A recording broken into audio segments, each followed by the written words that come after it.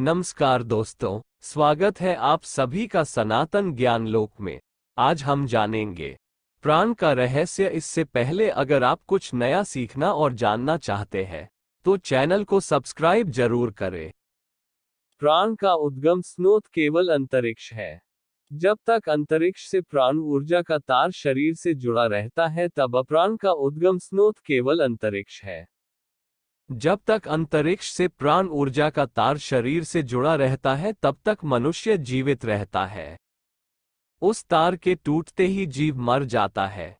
यही जीवन और मृत्यु का रहस्य है। मनुष्य कितनी सूक्ष्मता से अंतरिक्ष से प्राण ऊर्जा ग्रहण करता है, यही योग सिखाता है। जिसके शरीर में जितनी अधिक प्राण ऊर्जा रहती है वो उतना ही अधिक शक्तिशाली, उत्साहित, प्रसन्न और स्वस्थ रहता है। जिनके शरीर में प्राण ऊर्जा की कमी होने लगती है उनके जीवन से शक्ति, उत्साह, चमक और चेहरे की लाली कम होने लगती है। इसलिए अध्यात्म में कहा जाता है कि जो लोग जितने अधिक आशावादी रहते हैं, प्रसन्न रहते हैं, वे उतने ही अधिक दीर्घायु होते हैं। परमात्मा सबको जीवित रखना चाहता है, लेकिन जो व्यक्ति अंतरिक्ष की प्राण ऊर्जा से जितना अधिक मजबूती से जुड़ा रहता है वो उतना ही अधिक स्वस्थ और दीर्घायु रहता है। केवल मन, वचन और कर्म से प्राण ऊर्जा से जुड़े रहने की आवश्यकता है। कौन व्यक्ति कितनी निष्ठा से अंतरिक्ष से जुड़ा है, इसी बात पर निर्भर करता है कि वह कितना अधिक दीर्घायु बनना चाहता है। आलसी और कायर लोग ही परमात्मा से जीवन की भिक्षा मांगते हैं। योग में एक और महत्वपूर्ण प्रयास ये किया जाता है कि मन को सकारात्मक बनाया जाए। योग के माध्यम से मन के नकारात्मक विचारों का नाश किया जाता है। ध्यान रखें कि आपकी प्राण ऊर्जा निराशा, तनाव, अकारण चिंता से घायल होकर क्षतिग्रस्त ना हो। प्राण के पोषण को प्राणायाम कहते हैं। मनुष्य अपने प्राण को अनंत के महाप्राण से जोड़े रखे, प्राणायाम उसी का प्रशिक्षण देता है। प्राण ऊर्जा को दीर्घकाल तक शरीर से संरक्षित रखने के लिए शरीर को स्वस्थ और प्रसन्न रखना अनिवार्य है। आशावादी दृष्टि और प्रसन्नता से प्राण ऊर्जा बढ़ती रहती है। आप अपने जीवन में प्रयोग करके देखें। जब आप प्रसन्न रहते हैं तो जीवन में उत्साह रहता है, किसी भी काम को करने में खुशी मिलती है। इसी से जीवनी शक्ति बढ़ती जाती है। प्राण शक्ति के संचय के लिए प्रसन्नता अमृत का काम करती है। दूसरी ओर जो लोग दुखी रहने का नाटक करते हैं, हमेशा उदास रहते हैं, उनकी जीवनी शक्ति घटती रहती है। उदास रहना शरीर के लिए बहुत हानिकारक है। उदास, हताश और तनाव में रहने वाले व्यक्ति का जीवन बहुत कम होता है। प्राण ऊर्जा तेज, शक्ति है। प्राण समस्त जीवन का आधार और सार है। यह वह ऊर्जा और तेज है जो संपूर्ण विश्व में व्याप्त है। प्राण उस प्रत्येक वस्तु में प्रवाहित होता है जिसका अस्तित्व है। इससे भी अधिक, प्राण भौतिक संसार, चेतना और मन के मध्य संपर्क सूत्र है। यही तो भौतिक स्तर पर जीवन को संभव बनाता है। प्राण सभी शारीरिक कार्यों को विनियमित करता है, उदाहरणार्थ श्वास, ऑक्सीजन की आपूर्ति, पाचन, निष्कासन, अपसर्जन और बहुत कुछ। मानव शरीर का कार्य एक ट्रांसफॉर्मर की भांति है जो विश्व भर में प्रवाहित प्राण से ऊर्जा प्राप्त करता है, इस ऊर्जा का आवंटन करता है और फिर इसे समाप्त कर देता है। यदि किसी व्यक्ति या कमरे में स्वस्थ, व्यवस्थित स्पंदन है तो हम कहते हैं यहाँ अच्छा प्राण है। इसके विपरीत रुग्णता प्राण के प्रवाह में बाधा डालती है या रोकती है। हम ज्यों-ज्यों प्राण को नियंत्रित करने की योग्यता विकसित करते हैं, हम शरीर और मन दोनों के स्वास्थ्य व समन्वय को प्राप्त कर लेते हैं। इसके साथ ही दीर्घ और अनवरत अभ्यास के साथ चेतना के विस्तार का भी अनुभव होने लगता है। प्राण 10 मुख्य कार्यों में विभाजित है। 5 प्राण: प्राण, अपान, व्यान, उदान और समान। 5 उपप्राण: नाग, कूर्मा, देवदत्त, कृकला और धनंजय। 5 प्राण: प्राण प्राण, ब्रह्मांड प्राण का वह विशेष कार्य है जो मानव शरीर को अनिवार्य ऑक्सीजन की आपूर्ति करता है। इसकी ऊर्जा नासिका छिद्रों से हृदय स्तर तक प्रवाहित होती है। स्वच्छ वायु स्वास्थ्य के लिए अत्यावश्यक है, किंतु मात्र वायु के आधार पर ही स्वास्थ्य अच्छा होना कोई कारण नहीं है। कुछ लोग रुग्ण हो जाते हैं, यद्यपि वे बहुत समय स्वच्छ वायु में ही रहते हैं। इसके विपरीत ऐसे व्यक्ति भी हैं जो तुलनात्मक रूप में घटिया किस्म की हवा में उपनगरों या कमरों में रहते हैं, फिर भी स्वस्थ होते हैं। हमारा स्वास्थ्य केवल बाह्य कारणों से प्रभावित नहीं होता है। स्वास्थ्य हमारी आंतरिक अवस्था से, प्रतिरोधक शक्ति से और आंतरिक इच्छा, आत्मबल, आंतरिक सामर्थ्य से भी अनुशासित होता है। जब आत्मबल अंदर से दृढ़ होता है, तब बाहरी शक्तियां हमें यदा कदा ही नुकसान पहुंचाती हैं। दैनिक जीवन में योग का अभ्यास हमारी जीवन शक्ति को सुदृढ़ करता है। कुछ निश्चित व्यायाम विधियां विशेष प्राण शक्ति को सक्रिय करती हैं। ये हैं भस्त्रिका, नाड़ी शोधन और उज्जाई प्राणायाम। अपान प्राण शरीर के निम्न भाग को, नाभि से पैरों के तलवों तक को प्रभावित करता है। ये प्राण निष्कासन प्रक्रिया को विनियमित करता है।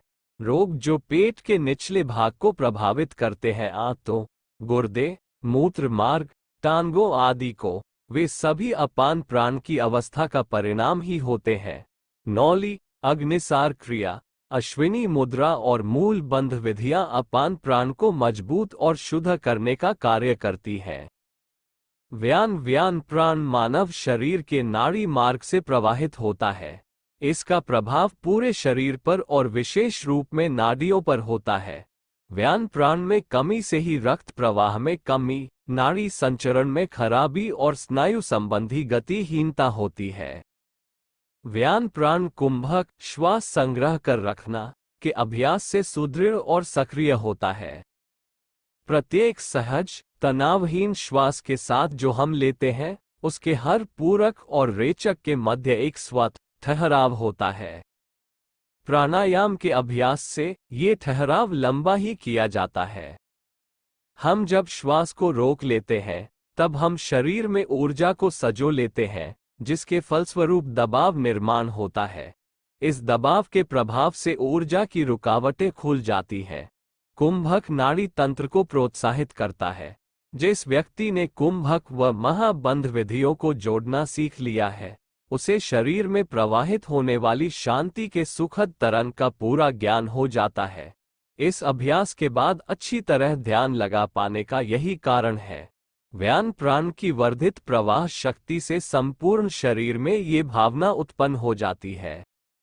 एक दिन में कई बार निम्नलिखित श्वास व्यायाम करने की भारी अभिशंसा की जाती है।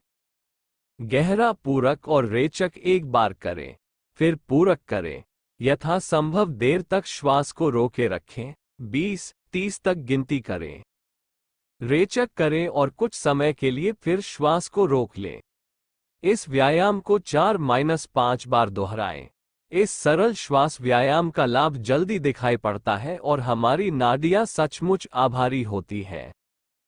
उदान प्राण व उच्च आरोही ऊर्जा है, जो हृदय से सिर और मस्तिष्क में प्रवाहित होती है।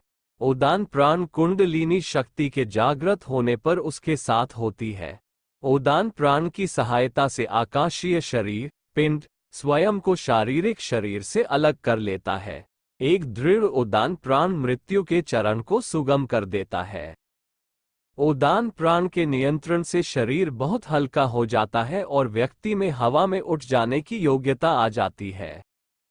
जब उदान प्राण हमारे नियंत्रण में होता है, तब बाह्य बाधाएं जैसे जल, भूमि या पत्थर हमें बाधा नहीं डाल सकते।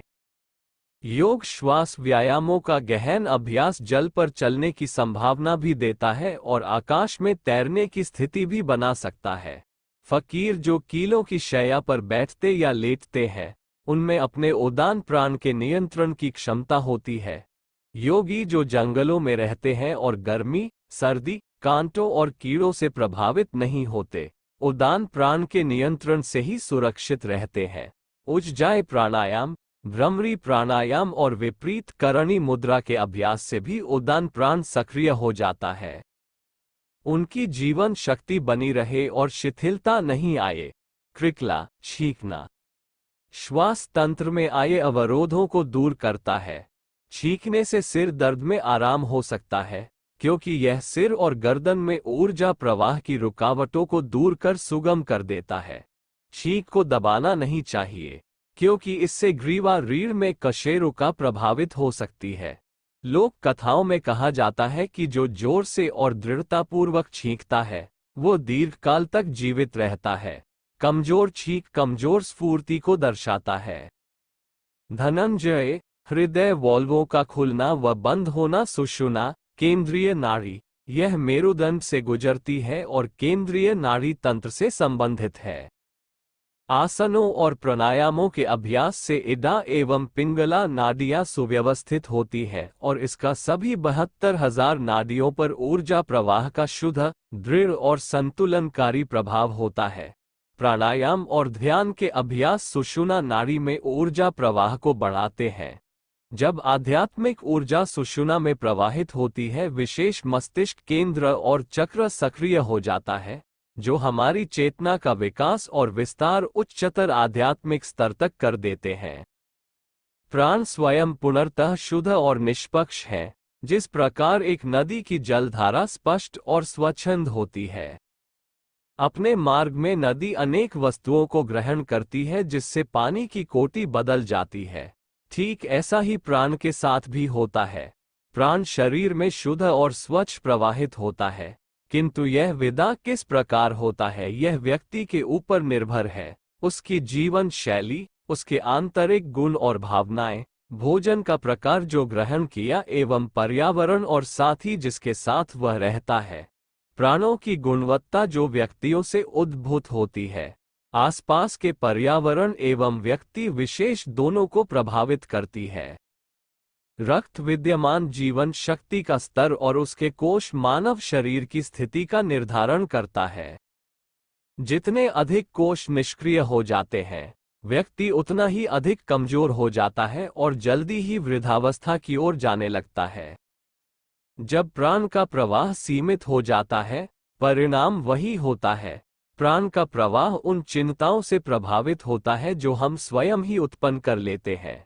हम जितने अधिक शोकाकुल या अवसादग्रस्त होंगे, प्राण का प्रवाह भी उतना ही कमजोर होगा, जिससे हम रोगग्रस्त हो जाएंगे और वृद्ध होने की प्रक्रिया तेजी से चलने लगती है। दूसरी ओर वे हैं जो संतुलित और जीवन स्फूर्ति को प्रसारित करते हैं और उनका सामर्थ्य बढ़ने से मानव बंधुओं को भी आकर्षित करने लगते हैं।